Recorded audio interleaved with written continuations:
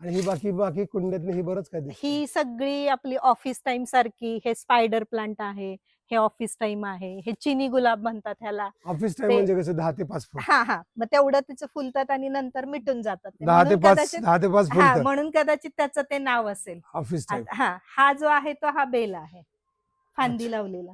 ह्या बेलाची ही अशी फांदी आलेली आहे. मग बेलाच्या आपण फांद्याने खूप रोपं करू शकतो. हो म्हणजे मी केलेत, माझा अनुभव. पण किती त्यात पण बेलाचे 2 प्रकार आहेत. हा बिना काटाचा बेल आहे आणि दुसरा जो असतो तो काटाचा बेल असतो. बरेच जण काय करतात, मुलांना काय प्रोजेक्ट असतील की माझ्याकडे येतात, ह्यांच्याकडे भेटेल चला, मग हे झाड भेटेल, असं पण होतं बरेचदा. तू आम्हाला सह्याद्री देवराला संशोधन करून दे अशा. हो नक्की. म्हणजे आता मला बेलाच्या झाडाचं कळलं ना. हा आपण सगळ्यांना सांगू आता की प्रत्येकानं 5 फांद्या आणा, हा लावायच्या कशा बघा, प्रत्येकाने 5 बेलाची झाडं हो लावा. नक्की.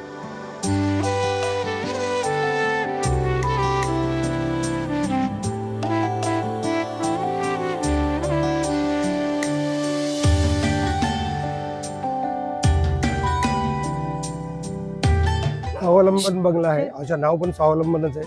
डी.आर. शिंदे यांच्या घरी चाललोय आपण. आमचे तेजस्विनी बाबर आणि प्रसाद बाबर यांचे मित्र हे होते. त्यांनी सांगितलं या घरी या म्हणून बघायला चाललोय.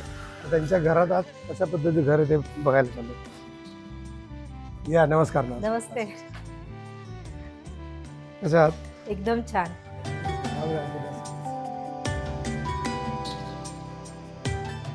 तर ह्या तुम्ही सरिता शिंदे आणि तुमचं नाव काय? अनिरुद्ध शिंदे. सरिता शिंदे, अनिरुद्ध शिंदे आणि मुलाचं नाव काय? हर्षवर्धन शिंदे. हर्षवर्धन शिंदे. आम्ही तुमचं घर बघायला आलोय. आम्हाला घर तुमचं कुठपासून सुरुवात करून बघायचं, कसं दाखवाल? सुरुवात मला वाटतंय आपल्या हिंदू परंपरेनुसार देवघरापासून केली तर खूप छान होईल. बरोबर. आणि त्याच्यानंतर मग आपण थोडस तुळशीला पाणी घालून आपली बाग बघूया. आणि मग आपल्या काही पारंपरिक रीतिरिवाज, प्रथा आणि हे का केलंय, कशासाठी, आणि आपण ते का जपावं, अशी थोडीशी साधक बाधक. देवघराची परंपरा कधीपासून असं वाटतं? देवघराची परंपरा मला असं वाटतं की खूप पूर्वीपासून असावी. असं मला नक्की सांगता येणार नाही की किती वर्षापासून वगैरे. मला वाटतं देव हा पंचमहाभूत हे देव असावे. हो, पृथ्वी, आप, तेज, आकाश, वायू. हा बरोबर, ते देव असावेत. आणि मग त्याची रूप बनत बनत बनत बनत ती काहीतरी आपापल्या सोयीनुसार, की ज्यांना जाता येत नसेल किंवा एक मानसिक समाधान शोधण्याचा प्रयत्न म्हणून पण एक आधार, आपला आधार, हा, की समोर कुठला तरी आधार असावा असं. आणि ती इव्हॉल्युशन त्याचं कधीपासून झालं असेल, हजारो मनुष्य जाती, त्याचा काय आपल्याला अंदाजच नाही. माहेरी थोडी धार्मिक परंपरा जास्त आहे. विठ्ठलाचं मंदिर आहे, दिंडी जाती. मी लहानपणी वाऱ्या पोहोचवलेल्या आहेत.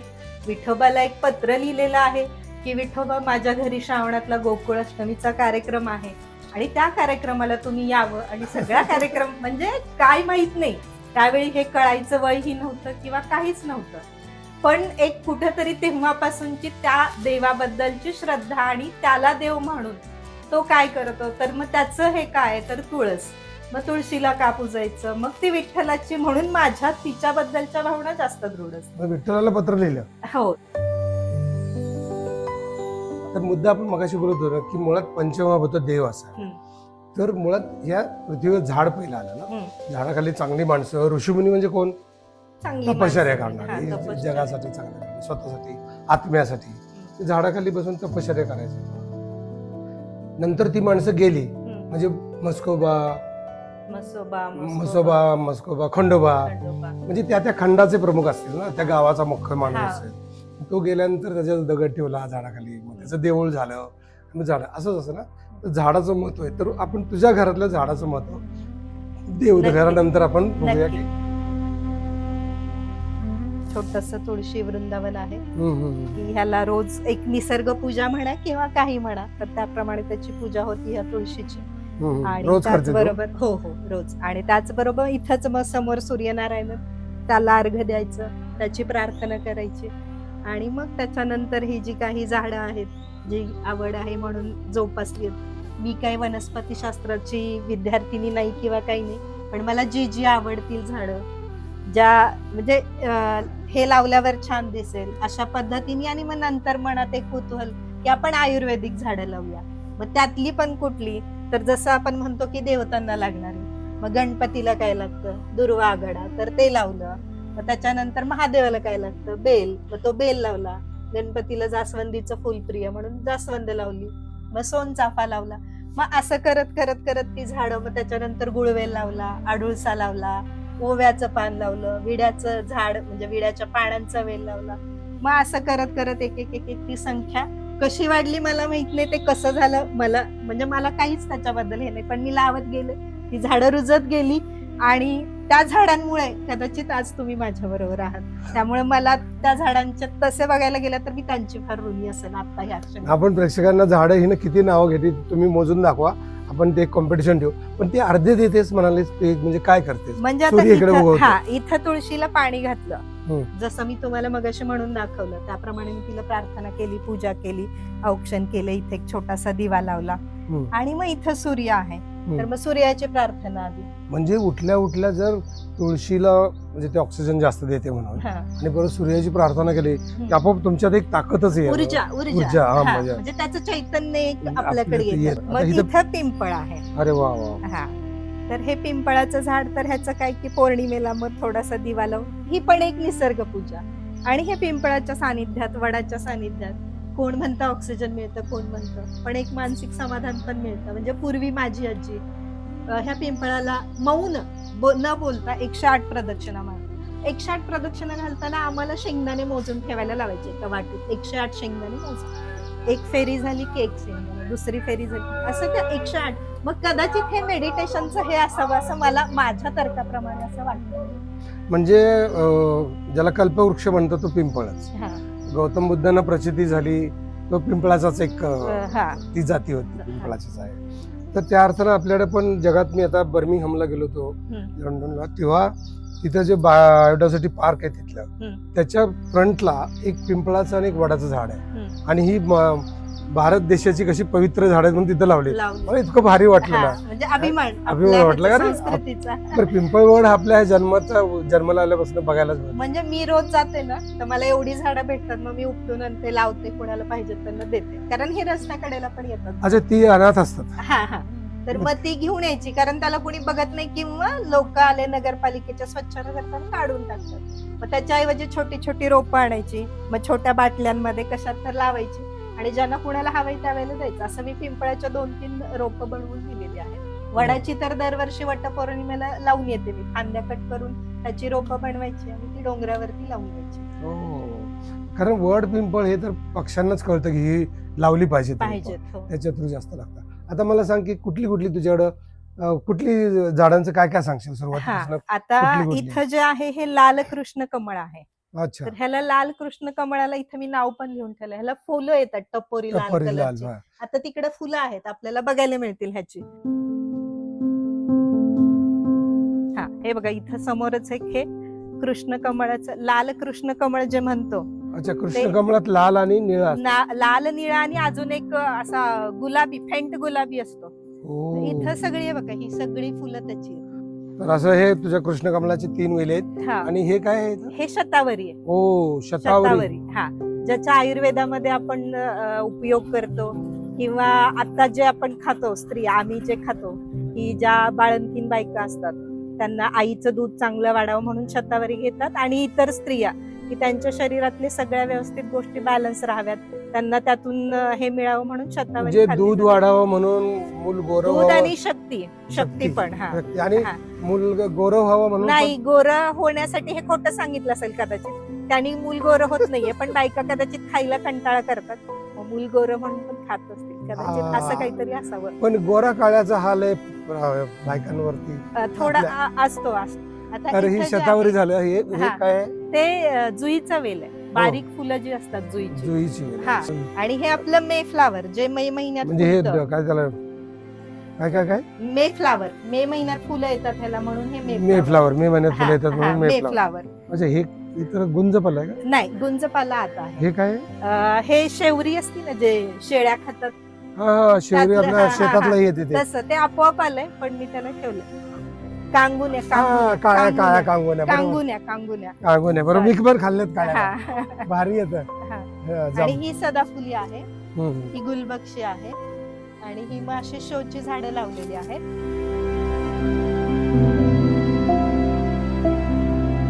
हा जो वेल आहे हा पॅशन फ्रूट आहे. ह्या पॅशन फ्रूटला जी फळं येतात त्याचं सरबत बनवतात आणि ते खूप छान होतं. आतमध्ये काळ्या बिया पॅशन असतात. फ्रूट मी हा, बघितलं हा, आता हा. मध्ये. त्याचं सरबत बनवलं जातं. आणि हा जो आहे हा बोगनवेला आहे. हा आपण शो बोगनवेला. साठी लय वापरला. ह्या ज्या शेंगा लागलेत ना, हे शमीचं झाड आहे. हो, त्याच्या बिया आहेत त्या. शमी हे गणपतीचं. हा, हा, हा. ते गणपतीला वाहतात. इथं लावलंयस तू? हो हो हो, लावलंय. ही सगळी झाडं लावलेली आहेत मी. अरे बापरे, हा. एवढं तू आणि बरं. हो हो, आणि हे जे आहे आता मी इथं लावलंय हा कडुलिंब आहे. हा मधुमालती आहे. ही निरगुडी आहे. लिंब, पलीकडे लिंब. हा लिंबाचा आहे, कडुलिंब लावलेला आहे. हा, ही सगळी झाडं लावलेली आहेत. ही निरगुडी पण लावली आहे, फांद्या आणून लावली आहे. मग त्याचं काय तू करतेस? निरगुडीच्या ज्या फांद्या आहेत त्या फांद्या काढायच्या, कडुलिंबाच्या पाल्या त्या दोन्ही एकत्र करायच्या. आपण माग चूल बघितली असेल माझ्याकडे आहे, त्या पातेल्यात ते घालायचं, पाणी तापवायचं आणि ते थोडस मीठ कापूर घालून त्यांनी आंघोळ करायची.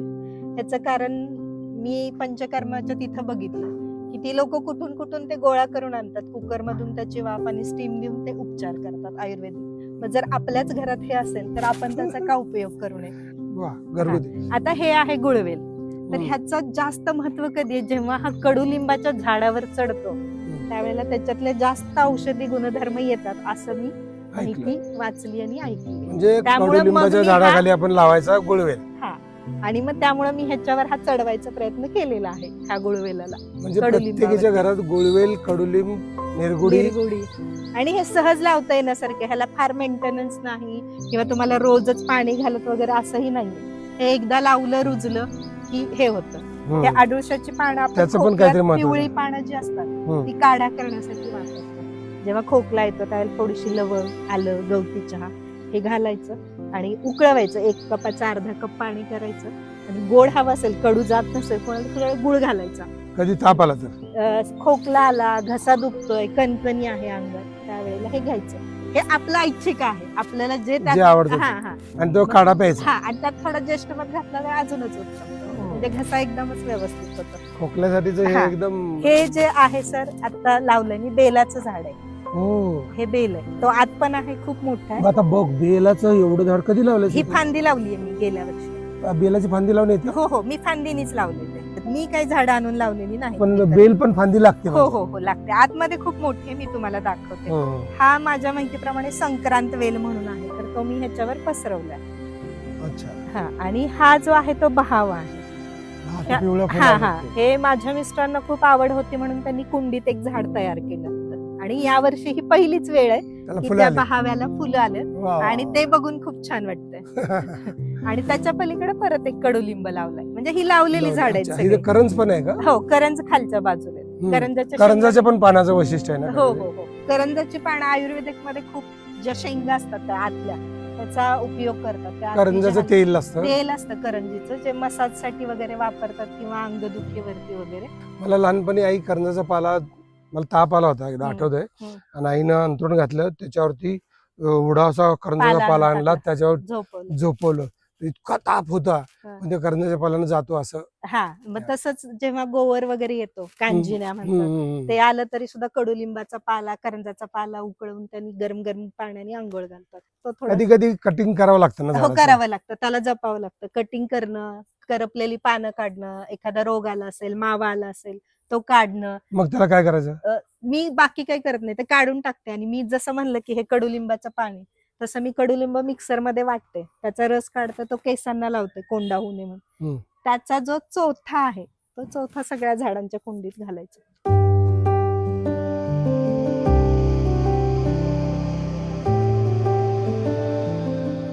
ही बाकी कुंड्यात ही बरंच काय? ही सगळी आपली ऑफिस टाइम सारखी. हे स्पायडर प्लांट आहे, हे ऑफिस टाइम आहे, हे चिनी गुलाब म्हणतात ह्याला. ऑफिस टाइम म्हणजे कसं 10 ते 5 फूट? हा हा, मग तेवढं तिचं फुलतात आणि नंतर मिटून जातात. 10 ते 5 फूट, म्हणून कदाचित त्याचं ते नाव असेल ऑफिस टाइम. हा जो आहे तो हा बेल आहे, फांदी लावलेला. ह्या बेलाची ही अशी फांदी आलेली आहे. मग बेलाच्या आपण फांद्याने खूप रोपं करू शकतो. हो, म्हणजे मी केलेत, माझा अनुभव. पण किती त्यात पण बेलाचे 2 प्रकार आहेत. हा बिना काटाचा बेल आहे आणि दुसरा जो असतो तो काटाचा बेल असतो. श्रावणात सगळ्यात वाईट काय असेल तर बेलाची झाडं कमी आहेत. आणि दूध पण वाहतात, ज्याचा काहीच हे नसतो. मग एखाद्या गरीबाला ते दिलं तर त्याचा जास्त हे होईल. आणि बेलाच्या झाडाचं शंकराचं सगळ्यात आवडतं हा, झाड. पण आणि मग त्या शंकराची जर आपण एवढी भक्ती करतो तर मग ती झाडे लावून करावी असं मला वाटतं. मला छान छान छान. हे पीस लिली आहे. पीस म्हणजे लिली. हा, म्हणजे शांततेचं प्रतीक म्हणून ह्याच्याकडे बघतात असं मी ऐकलंय, म्हणून ती पीस लिली. छान आहे ना हे. हा, पीस लिली. पण असं मग ते खाऊच्या पानाचं लावलं असतं तर एवढंच हा, ते वाटलं. आहे खाऊचं. त्याला जरा पाणी भरपूर लागतं, मग ते वाहत्या पाण्याजवळ म्हणून मग तो खाऊचं पान. इथे लिहिले बघा, विड्याचं पान. हम्म. ह्याच्यात पण 2 प्रकार आहेत. अच्छा. हा मगईचा आहे आणि तो नागवेलीचा आहे. तिकडचा नाग. हा, आणि हा मगई पान. अच्छा. हे मगाईचं. हा,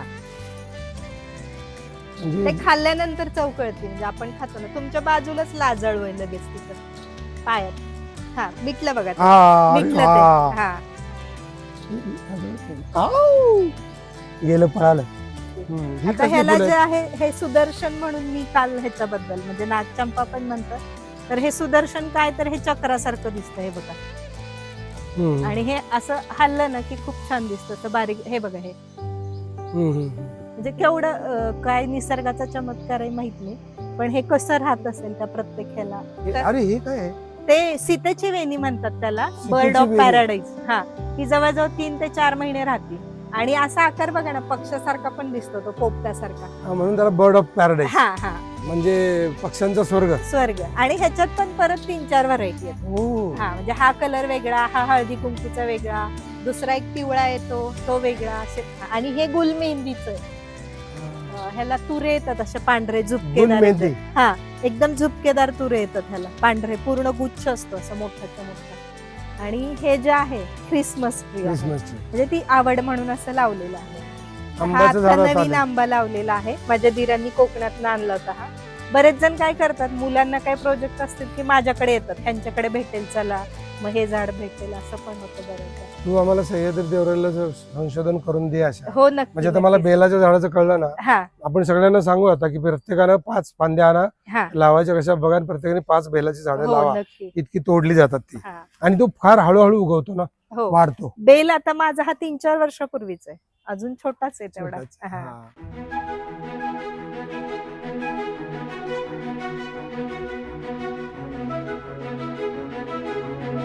आता हे झाडाचं मला तुम्ही वास घ्या आणि सांगा की हे काय आहे.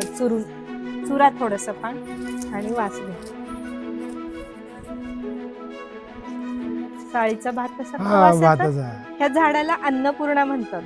भाताचा वास येतो. हा, अन्नपूर्णा नाव आहे ह्याचं. हे मला पण आता कळलंय की जेव्हा माझ्याकडे कोणी कोणी बाग भेटीला येतं त्यावेळेला, तर ह्याचा पाला धुवून भातात टाकायचा शिजताना. हा. असा मस्त वास येतो वाफळलेला तो भात. आणि हे कुठे रोप मिळतं? हे मी कुठली बरीचशी रोपं मी विकत आणलेलीच नाहीये. ज्यांच्याकडे जाईल त्यांना रिक्वेस्ट करून एक झाड पहिल्यांदाच मला कळलं अन्नपूर्णा. हा, मग प्रत्येक ह्याची मी जण- परत 2 रोपं केली आहेत. कशी केली? ह्याला बारीक बाजूला फुटलं होतं, मग मी तिथं लावले दुसरे. त्याला अजून एक नवीन फुटलं. हे काय? हे शेतात येतं. मी तर ह्याला नैसर्गिक आकाश कंदील म्हणते. ओ. मी शेतात आणलंय हे आमच्या. नैसर्गिक आकाश कंदील असं मी पण स्वतः याच्या आत नाव बी ठेवलं. असेल का? हो, बिया असतात त्याच्या, आणि ते पडून येतात, भरपूर येतात. ह्याला काही मरण नाहीये. हम्म. आता हे जे अन्नपूर्णेचं झाड मी म्हटलं ते मगाशी बघा, त्यातलं एक काढून मी ह्याच्यात लावलं, ह्याच्या बाजूला दुसरं आलं. अच्छा, म्हणजे ह्याच्यातच कंद हा हा फुटतात. हा हा. हे आहे, हे पानफुटी आहे, जे कुणी हम्म. मुतखड्याला वगैरे पोट बिघडलं वापरतं. पण. मुतखड्यावरती मी ऐकलंय की ह्याचं एक पान घेतात सकाळी, अनुषापोटी ते पान खायचं काहीतरी, अजून बरोबर घेतात. ते फुलपाखरांना आकर्षण करण्यासाठी पण हो, त्याच्यात हो. शेंगा येतात ना, खुळखुळ आपण बोलतात ना त्याला. खुळखुळा, हा. त्याला शेंगा येतात आणि त्याचं खुळखुळ खुळखुळ करतात, म्हणून त्याला हा. खुळखुळ. हा जो आहे हा शोचा ओव्याचं पान आहे. हे हा. शोचं, शोच आहे. कारण ओव्याच्या पानाला ही पांढरी बॉर्डर नसते. जे आहे माझ्याकडे आता दुसरं मी दाखवते. ते तर हे शोचं ओव्याचं पान, ते खातात ना. ते भजी करतो आपण पिठात ओव्याची? घालून. हा, हे शोचं मनी प्लांट मधलाच प्रकार आहे, कटिंग वाला. त्यातला अजून दुसरा प्रकार सर इथं आहे. हे अख्खं पान आहे, आणि ह्याला मध्ये मध्ये हे आहे. बघा ना. काय म्हणायचं याला? कसं हे असेल रचना आता एवढे आर्टिस्ट कुठे जन्माला येणार नाही. मला असं वाटतं की ज्या झुडूप वर्गीय किंवा वेल वर्गीय ज्या पण गोष्टी आहेत त्या आम्ही आता देवराईमध्ये असे त्याच्या विभाग करू आणि त्या विभागाच्या बद्दलची तुझ्याकडून माहिती घेऊ किंवा तू तशी रोप म्हणजे एक लिस्ट काढ. वेलींची एवढी आहेत, झुडपांची एवढी आहेत, आयुर्वेदिकची एवढी आहेत, अशी लिस्ट काढली तर आपण मग देवराईमध्ये एक 4-5 गुंठ्यामध्ये असं करून लावूया.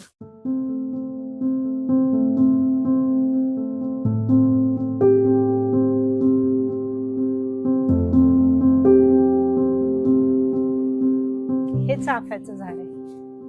हे झाड मी माझ्या चाफा म्हणजे पिवळा चाफा, पिवळा चाफा, सोनचाफा, सोनचाफा सासऱ्यांच्या स्मरणार्थ लावलेलं आहे हे झाड. अरे वा. आणि त्याला खूप छान फुलं येतात, त्यांची आठवण म्हणून त्यांची. सासरे माझे फार सपोर्टिव्ह होते. माझे सासू सासरे म्हणजे माझे दुसरे आई वडील. माझ्या सासऱ्यांनी मला प्रचंड सपोर्ट केलेला आहे. लोकनाथ यशवंत नावाचे कवी आहेत, त्यांची एक अशी कविता आहे, काही माणसं मूर्ख असतात आणि काही माणसं तर फारच मूर्ख असतात. ते झाडाचं फुल तोडतात आणि दगडाला वाहतात. म्हणजे झाड फुलतं किंवा मी नेहमी म्हणतो की बाबा देऊळ वाढताना मी कधी बघितलं नाही, पण झाड वाढताना बघितलं. तुमची कविता मी लिहून ठेवली, जे मी म्हणून दाखवणार आहे नंतर. अच्छा. आणि मी ती एका कार्यक्रमात म्हणलेली पण आहे. अरे वा, जरूर जरूर. आणि हे आहे, हे शेणकुट आणि हे गोमूत्र. अच्छा, ह्याचं काय करते? हे गोमूत्र कधीतरी झाडांना किंवा जे कंपोस्ट खत करतो आपण त्याच्यावरती. अच्छा, हे तुझं साहित्य दिसतंय इकडं. हे हो, जे बागेसाठी लागतं. कुऱ्हाड आहे, खुरपं आहे आणि इथं बिया आहेत ज्या पावसाळ्यात मला आता लावायच्या. तर माझ्या मिस्टरांनी हे कॉफीच्या बिया आणलेल्या आहेत त्या मला लावायच्या. त्यांनी इथोपियावरनं कॉफीच्या बिया आलेल्या आहेत. हे बघ, हे त्यांनी आवकाडो पण आणलेला. हे इथोपियावरनं बिया म्हणजे इथोपियाला फक्त एवढाच बिया होत्या का, दुसरं काय? आवकाडो एक आणलाय.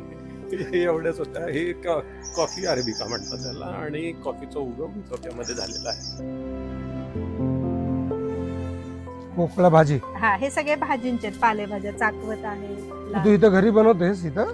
थोडस टप करून असं छोटे छोटे हे असले ट्रे मध्ये लावते. थोडं जे जे शक्य आहे. आता हे आहेत ते बीज गोळे.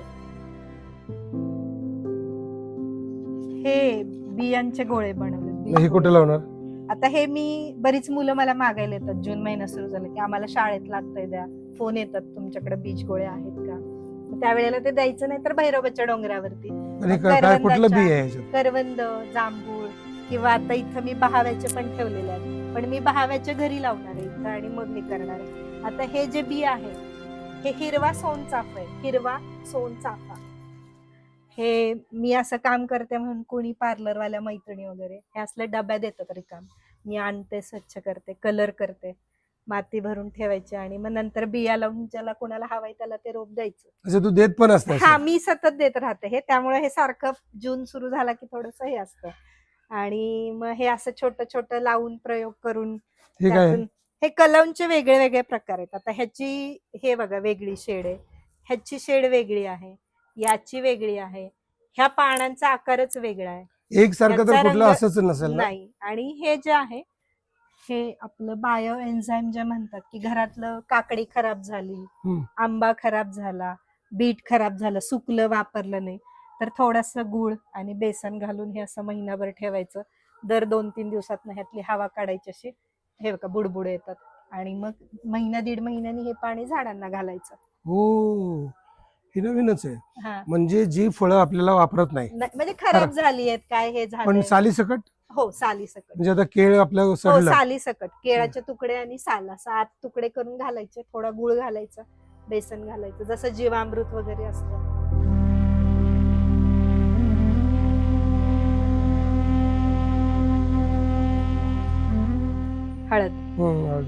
हळदीचं पान. हळदीच्या पानाचा उपयोग उकडीचे मोदक करायला. ह्याला हळद येते खाली? हो, गड्डे असतात, कंद असतात खाली. ते काढायचे आणि परत हे करायचे. हे जे आहे हे बांबू आहे, जे आपण पाण्यात लावलेलं असतो, बांबू ट्री.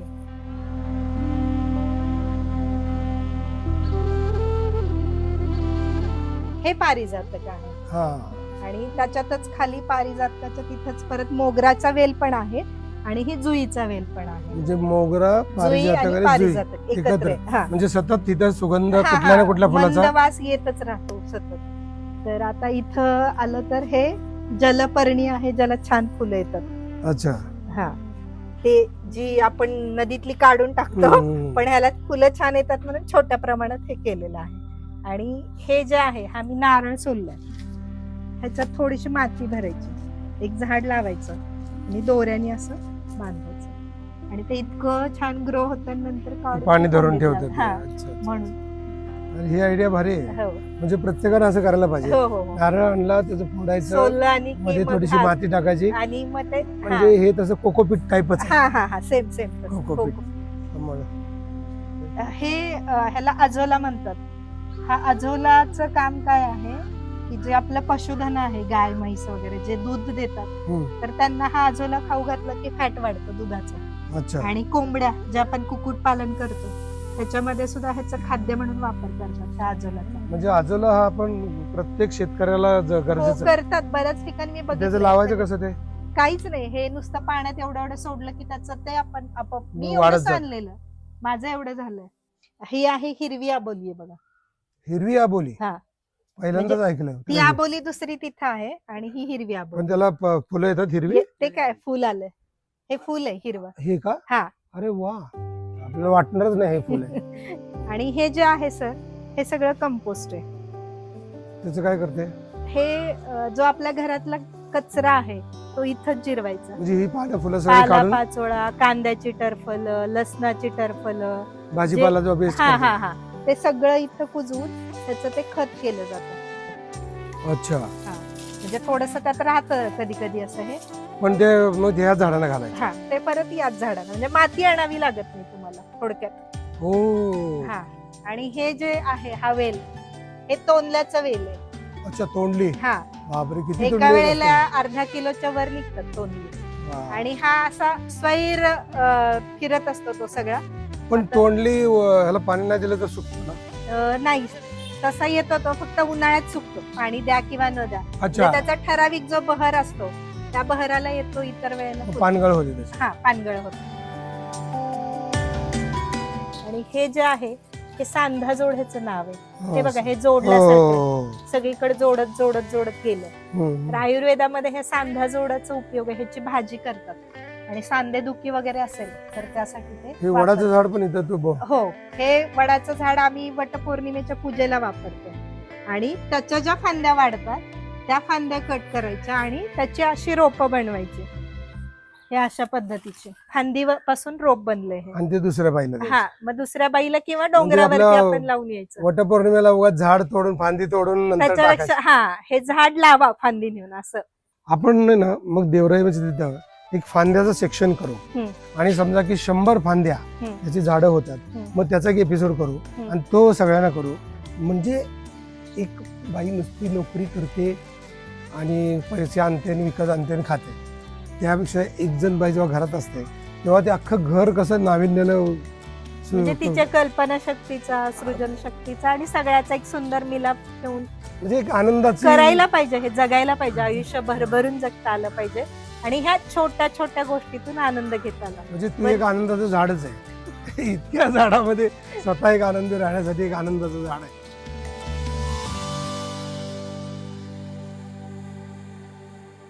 आता मी एवढं सांगतेय, बोलतीये, हे माहिती दिली मी झाडांची वगैरे, म्हणजे मी हे कधीच कोणाकडे बोलले नाही. हे माझं स्वप्न नाही. नाही, पण हे जगणं आहे आणि अर्थपूर्ण जगणं आहे. हो, म्हणजे जसं तुम्ही तुमच्या आईसाठी वृक्ष लावताय तसं हे माझं स्वप्न नव्हतं. हे मी वयाच्या 7व्या वर्षी मी माझ्या आईची स्वप्न ऐकली. मला आई आठवत नाहीये, तिचा चेहरा आठवत नाही. तर तिचं हे स्वप्न होतं की तिचे सासरे म्हणजे माझे आजोबा, वडिलांचे वडील, खूप कर्तृत्ववान पुरुष होते. खूप जिल्हा लोकल बोर्डात होते. त्यांचे आहेत फोटो वगैरे, म्हणजे कलेक्टरांच्या, ब्रिटिशकालीन लोकांबरोबर. तर त्या आमच्या आजोबांची समाधी आहे आमच्या त्या विठ्ठल मंदिराच्या बाजूला. तर माझ्या आईचं हे स्वप्न होतं अशी झाडं मला लावून त्या समाधीला हे करायचं आणि तिचं ते स्वप्न हे फक्त मी आत्ता हे करते.